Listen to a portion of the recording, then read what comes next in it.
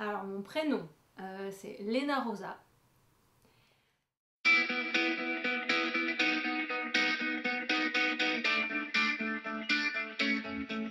Ça fait des années et des années et des années que je dis que je m'appelle Léna et en fait j'assumais pas le Rosa qu'il y avait derrière.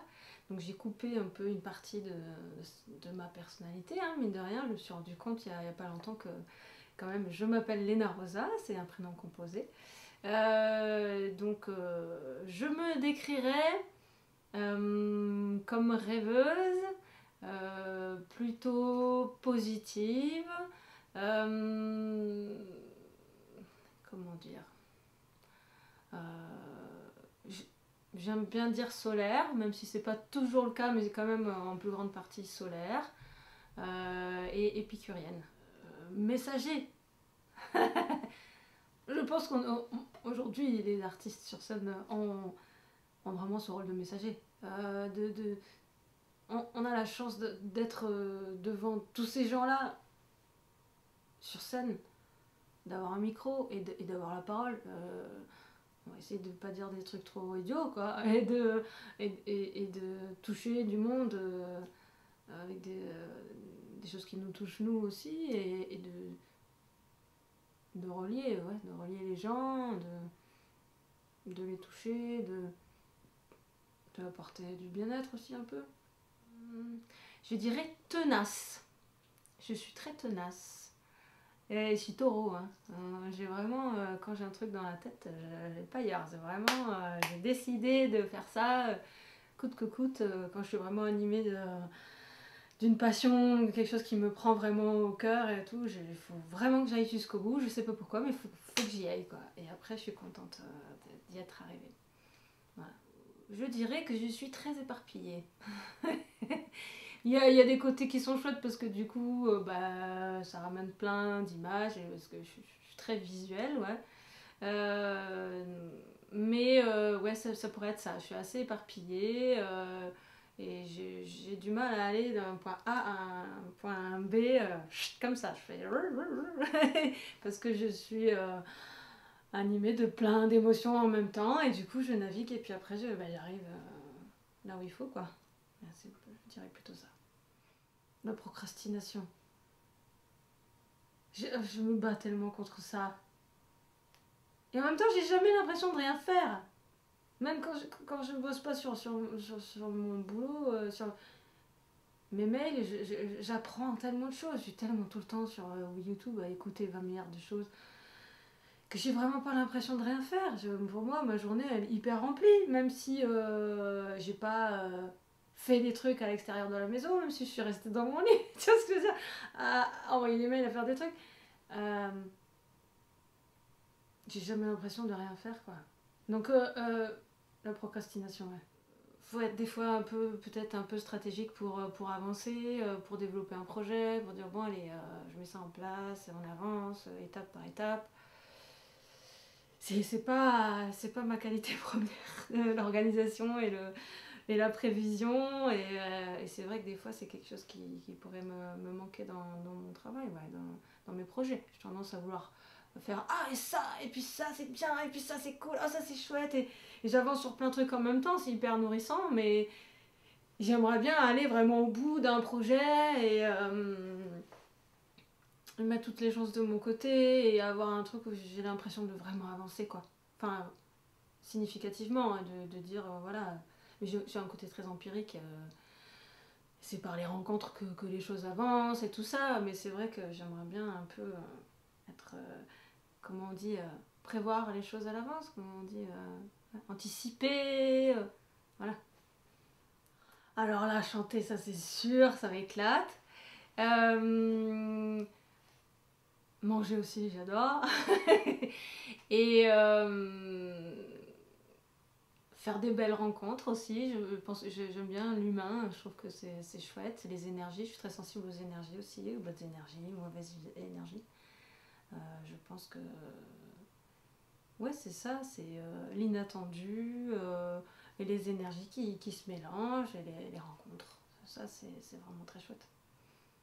La peine, c'est les gens qui subissent. Ça c'est difficile. J'ai un côté un peu sauveuse. Et là, en m'approchant de mes 40 ans, j'ai décidé d'arrêter de porter le sac à dos des autres. Et c'est tout nouveau, hein. Et ce qui me fait de la peine, pendant très longtemps, ce qui me fait de la peine, c'est de ne pas réussir à venir en aide auprès des gens qui ne m'ont rien demandé. Et du coup, maintenant, j'ai décidé d'arrêter d'aller vouloir sauver tout le monde si on me le demande pas.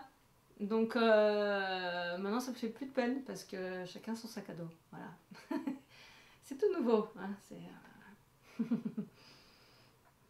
Ça pourrait d'être de passer à côté de moi et à côté de ma vie.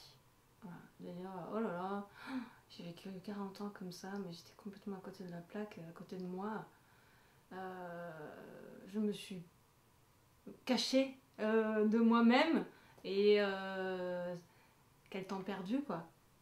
Voilà, donc maintenant, là j'ai pris des résolutions avant le premier de l'an, là j'ai décidé, hop, maintenant il y a certains personnages et certains masques que j'ai portés jusqu'à maintenant, que j'ai mis au placard, j'ai dit, hop, stop, on arrête avec ça, ça m'amène nulle part, maintenant je me rapproche de moi, j'ai besoin d'avoir plus de sens dans ma vie, et donc, oui c'est ça, c'est d'être dans une vie qui n'a pas de sens. Je pense que c'est ça ma plus grande peur. Oui, ça m'a fait très longtemps peur, la maturité. Je me suis dit, mon Dieu, quel ennui la maturité. Moi j'avais peur de grandir pendant très longtemps parce que je me suis dit, ça y est, c'est la fin de l'enfant intérieur, c'est la fin de...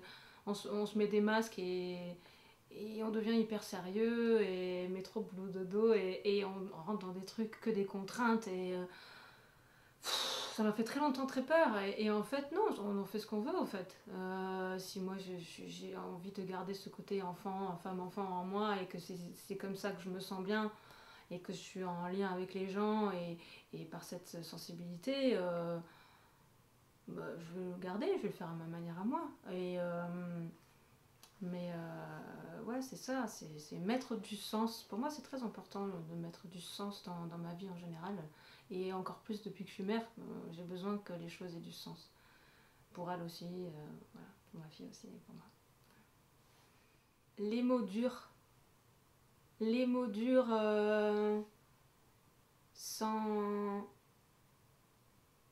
Le fait de vouloir d'être dans une société où tout doit aller vite, tout doit être efficace, tout doit la production, l'efficacité, le rendement, et c'est comme ça. Alors, c'est un truc que je supporte pas, c'est les gens qui me disent mais Elena, la vie c'est comme ça. Alors ça me rend folle. C'est comme ça, hein, il faut travailler, faut avoir un CDI, faut acheter, faut mettre de côté, faut prévoir après. Et non, en fait, la vie c'est comme j'ai décidé moi, c'est pas comme ça. Je supporte pas qu'on me mette dans une case et qu'on me dise mais c'est comme ça. Et si tu rentres pas dans la case, voilà. Et donc ça, ça peut me mettre très en colère. Ouais. Les gens qui ont une vision comme ça, et la vie, c'est comme ça. Non, chacun a sa vision de la vie. Et si t'es heureux là-dedans, tant mieux pour toi. Mais moi je peux pas, quoi. Moi, je peux pas m'enfermer dans une case, et dans ta case, et dans ta boîte. Moi, j'ai besoin d'un truc très ouvert, et d'avoir beaucoup, beaucoup de possibilités. Et surtout de vivre avant tout, et de pas suivre le chemin que quelqu'un aurait fait pour moi. Alors, l'horreur. Non, non, c'est moi qui décide. Voilà. Peut-être de ne pas avoir fait une école de musique, de ne pas avoir plus travaillé plus jeune. Peut-être que mon père m'ait pas vraiment poussé à faire de la musique, vraiment. Encouragé et poussé à faire des études dans un travail artistique. Ouais, je pense que ce serait ça. J'aurais aimé qu'on m'encourage davantage et qu'on me dise vas-y, t'es capable, fais ce que tu sens. Voilà. Et du coup, je le rattrape aujourd'hui. J'essaie de le rattraper un peu aujourd'hui avec ma fille. Elle va commencer des cours de batterie à 6 ans. On verra bien. Mais au moins, écouter ses envies et dire bon, ben, on va aller par là. Voilà, là j'ai l'impression d'avoir perdu beaucoup de temps par rapport à ça. Je vois des gens qui ont mon âge et qui sont tellement doués dans 20 milliards d'instruments et qui réalisent des trucs super sur scène et qui sont tellement à l'aise et qui ont déjà tout un univers pousser, quoi. Et moi, j'ai l'impression de commencer à peine, quoi. Enfin, bon, voilà. J'ai l'impression d'avoir perdu du temps au niveau musical, voilà. Je pense que j'ai une force de persuasion qui peut être assez forte quand je suis sûre de ce que je veux et voilà, quand je suis vraiment convaincue que j'ai très envie de chanter dans un endroit j'arrive à véhiculer ce que je ressens pour le projet et à le faire sentir à l'autre, voilà. J'ai souvent des problèmes de dos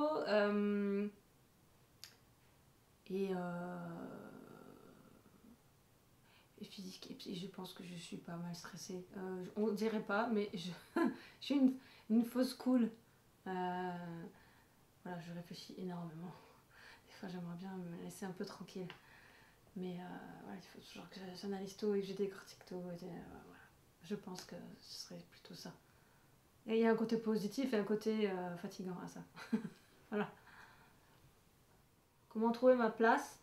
Moi qui suis si différente et qui n'ai pas du tout envie de rentrer dans leur manière de fonctionner, à tous, même par rapport à ma mère, ma soeur, tout ça, je me sentais tellement pas pareille qu'elle, tellement différente. Ma mère m'a dit toute ma vie, t'es tellement sensible. On peut rien te dire, on peut tout en clac, tout en disant des trucs qui te fracassent. Et moi, du coup, j'interprétais, je suis faible. Parce que, en fait, dans la famille, il faut être une femme forte. Femme forte qui se tait, qui prend sur les épaules, qui prend tout sur le dos, et je vais gérer, tu vois, et je montre pas trop mes émotions, et on y va, tu vois, on est des guerrières et on porte. Et d'ailleurs, on a toutes mal au dos. Voilà. Et en fait, à chaque fois, c'était je prends un homme qui est en galère, je le refais, je le remets sur pied, et puis j'ai cette fierté-là de remettre mon mec sur pied. Et donc la souffrance, je pense qu'elle était là, dans le fait que aimer, c'est sauver l'autre. Et j'en ai ras le cul de ça, pardon, j'en ai marre de ça. J'ai plus envie que les gens se sauvent eux-mêmes, tu vois. Et j'en ai marre de prendre toute la souffrance des autres dans la tête. Et du coup, je fais l'impasse sur ma sensibilité à moi. Et en fait, j'ai mis beaucoup de temps à comprendre qu'être sensible, c'était pas être faible. Et ça, c'est pas toujours acquis encore. Mais si tu gères ta sensibilité, ton hypersensibilité, que moi je pense que tu es hypersensible, tu peux en faire une force. Parce que justement, si tu arrives à l'apprivoiser et à pas te sentir débordé par tout ce qui peut t'arriver dans la journée, tu peux arriver à focuser, à canaliser et à créer avec ça et à faire des trucs qui t'amènent ailleurs et qui t'aident à te soigner par la création, tu vois. J'écoute beaucoup de musique, mais aussi beaucoup de vidéos sur le développement personnel. Je fais de la communication animale. J'ai commencé par le Reiki. J'ai appris à faire les soins énergétiques Reiki, pour équilibrer les chakras, les énergies dans le corps et tout. Et pour moi, c'était la porte d'entrée vers plein d'autres trucs. Parce que je suis très sensible aux énergies, j'en parlais. Et donc très attachée aux animaux, j'ai vraiment un rapport très proche aux animaux. Et en fait, pour moi, c'était logique d'aller vers la communication animale après ça. Et c'est une manière de rentrer en contact avec l'animal, et c'est un peu une genre de télépathie. On est tous capables de faire ça. Il faut juste se faire confiance. Et moi, en fait, j'ai fait une formation, j'ai appris 2 degrés, en fait, 2 étapes. Et en fait, on travaille sur photo ou alors en présence de l'animal. Et on se concentre, on fait le vide, on fait l'état des lieux de nous à l'intérieur. On dit bon, ça c'est moi, ok, tac tac tac, j'ai mal là, ça c'est moi. Et après on se communique on se connecte avec l'animal et on pose des questions. Et si jamais il y a des choses que tu ressens à ce moment-là, bah, c'est l'animal. Par exemple, si ça te gratte, l'animal a des puces, on le note, tu vois. Et puis plein de choses qui concernent l'animal, et du coup je fais ça quand je suis l'esprit un peu disponible, et en fait souvent l'animal porte la problématique de l'humain, donc il va avoir tendance à faire ci ça parce que l'humain a ça dans sa vie, c'est juste pour mettre le doigt dessus.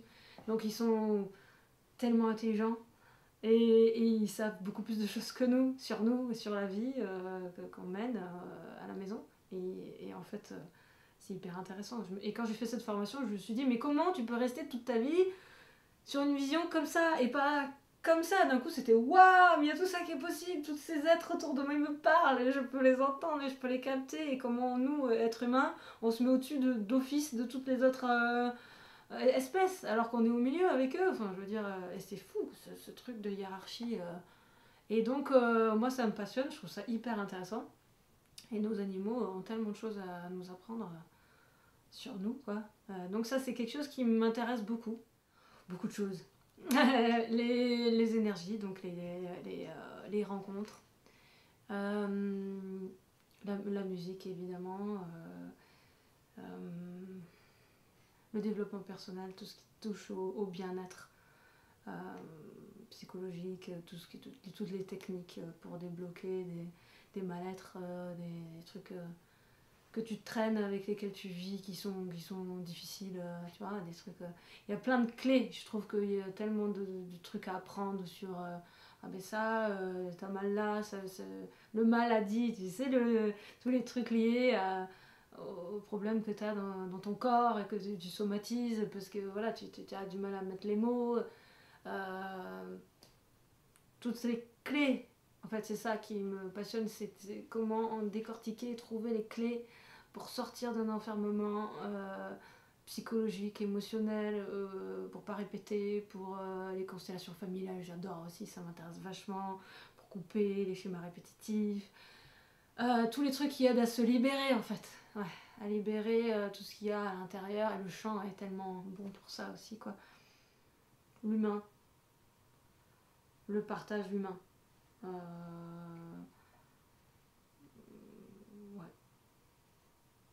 C'est ça. Moi, je suis vraiment guidée par ça. Quand j'ai des flashs... ma vie est faite que de ça. J'ai trouvé la maison de mes rêves parce que j'ai parlé avec une dame avec qui on a eu un flash humain. Et du coup, les rencontres, l'humain, la confiance qui arrive à ce moment-là parce que tu as eu un flash. Tu vois, cette dame, elle m'a dit ok. Elle a flashé sur mon chien aussi, tu vois. Elle a dit ok. Et puis du coup, j'ai pu passer toute ma grossesse dans cette maison. J'ai viré les colocs au bout d'un moment et mon ami est arrivé. Et j'ai pu faire toute ma grossesse dans cette maison sur ma balancelle avec mon gros bide, avec ma poule et mon chien sur la balancelle face à l'étang. Et je dis, mais c'est la belle vie, quoi, tu vois. Alors que je suis artiste et que j'avais pas une thune, enfin, je me suis débrouillée. J'ai trouvé la suite. Mais le culot fait que, tu vois, l'humain, les rencontres, les trucs, tu dis, j'aimerais bien. Bah oui, ok. Enfin, tu vois. Donc c'est l'humain qui crée tout ça aussi, quoi. C'est ouais, les rencontres. Mais du moment que j'ai mon petit cocon avec les gens que j'aime, des chouettes personnes qui passent. Après, c'est sûr, c'est bien d'avoir des voisins pas trop chiants aussi. Mais après, le reste, je m'en fous d'avoir une voiture dernier cri, je m'en fous complet, d'avoir un ordi, je m'en fous. Du moment que je peux être avec des gens chouettes et manger ce qu'il faut. Le côté humain, généreux en amour. Parce que ah oui, Martine aussi, c'est une super chouette copine. Martine, elle dit toujours je t'aime. J'ai des copains, ça m'a fait tout bizarre. Hein. Ce copain qui m'a appelé hier, c'est la première fois que ça m'arrivait. C'est un copain qui me dit je t'aime. Et j'étais mais genre, mais il se trompe, moi je suis son amie, je suis pas son amoureux, enfin je cherche pas ça. Et en fait, non, pour lui, c'est naturel de dire à son ami je t'aime, quoi. Et moi, ça m'a fait tout bizarre, quoi, mais c'est chouette. Je trouve ça chouette de pouvoir se dire les choses comme ça.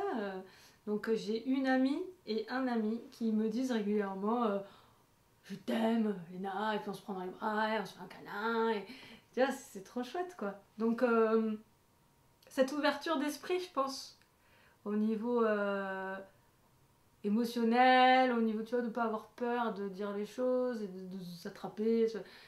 Moi, je trouve que ça fait du bien. Hein. Pourquoi il devrait y avoir ça que dans un couple? On vit aussi beaucoup de moments merveilleux avec plein d'amis, tu vois, et ça fait tellement longtemps qu'on se connaît, ça fait, tu vois, on a eu des flashs de humains avec ma copine Martine et mon pote Olivier, et on est content de se le dire, quoi. Et ça fait du bien. Rire de quelqu'un avec les autres, tu vois. Euh, J'aime pas les gens qui rient des autres et qui leur disent des choses méchantes. Je veux bien rire avec, mais rire d'eux en faisant un petit, un- une petite vanne comme ça, créer des trucs. Mais quand c'est systématique, tu vois, ça me rappelle le harcèlement scolaire, tu sais, le truc qui te revient, qui dit, je veux bien rire un peu avec toi, je veux bien passer pour la cruche comme ça, une fois. Mais il faut pas que ce soit systématique, tu vois, les gens qui disent oh mais toi Léna tu es une saltimbanque, tu vois, ils ont un truc un peu comme ça qui te... non,